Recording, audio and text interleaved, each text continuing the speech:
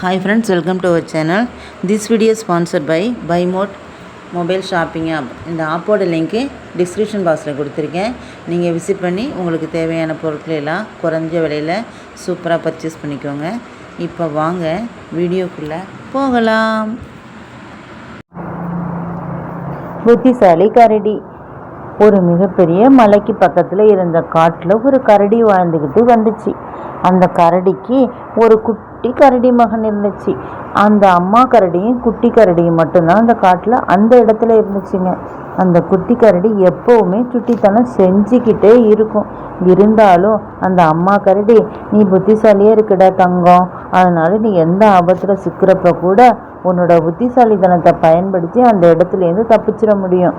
அதனால் நீ எப்போவுமே புத்திசாலித்தனமாக யோசித்து நடந்துக்கணும், சரியா தங்கம் அப்படின்னு சொன்னிச்சு. ஒரு நாள் உணவு தேடி அம்மா கரடி காட்டுக்குள்ளே போச்சு.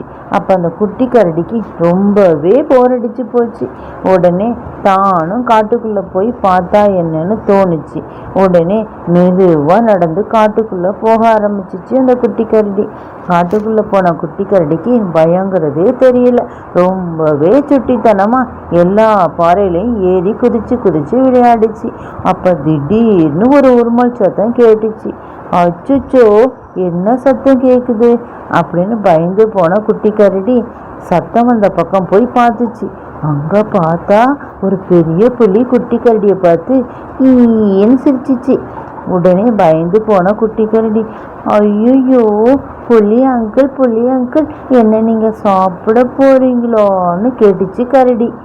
உடனே அதுக்கு புலி சொல்லிச்சு, கண்டிப்பாக கரடி கறி சாப்பிட்டு ரொம்பவே நாளாச்சு அப்படின்னு எச்சில் ஊற்றிக்கிட்டே, அதனால நீ எனக்கு இன்னைக்கு மதிய உணவு கண்டிப்பாக நீ தான் அப்படின்னு சொன்னிச்சு. அதை கேட்ட குட்டி கரடிக்கு அப்படி ஈரக்கொலையே நடுங்கி போச்சு. இருந்தாலும் பயத்தை வெளியில் காட்டிக்கலையே. அது எந்த சூழ்நிலை வந்தாலும் புத்திசாலித்தனத்தை பயன்படுத்தி தப்பிச்சிடலான்னு அவங்க அம்மா சொன்னது ஞாபகத்துக்கு வந்துச்சு. உடனே அப்படின்னு தைரியத்தை வர வச்சுக்கிட்டு குட்டி கரண்டி சுற்றி முற்றியும் பார்த்துச்சு. அப்போ தான் அவங்க பக்கத்துலேயே ஒரு பாறை நிற்கிறதையும் அந்த பெரிய பாறை ஒரு சின்ன பாறையில் முட்டிக்கிட்டு நிற்கிறதையும் பார்த்துச்சு.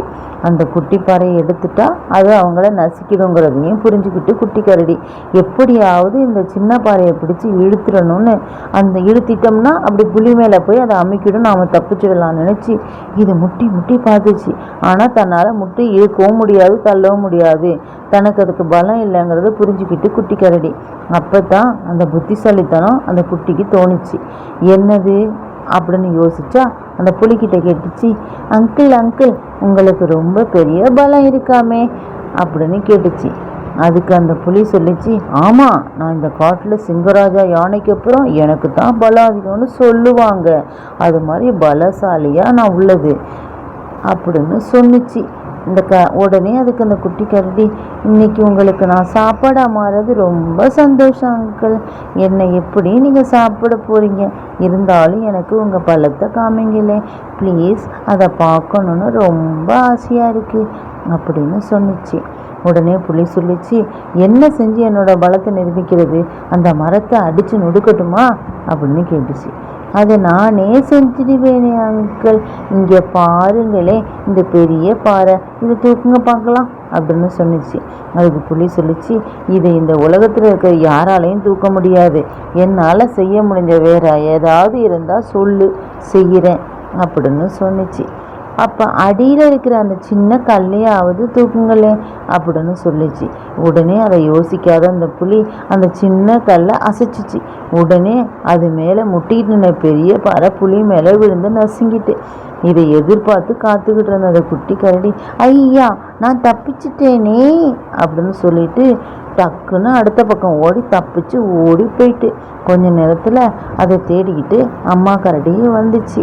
நடந்தது எல்லாத்தையும் கேட்டு தெரிஞ்சுக்கிட்ட அம்மா கரடி புத்திசாலியான தன்னோட மகனை ரொம்ப பாராட்டினுச்சு. குழந்தைகளே, எந்த சூழ்நிலை வந்தாலும் நீங்கள் உங்களுடைய பயத்தை வெளிக்காட்டாமல் புத்திசாலித்தனமாக தப்பிச்சிடணும், சரிங்களா?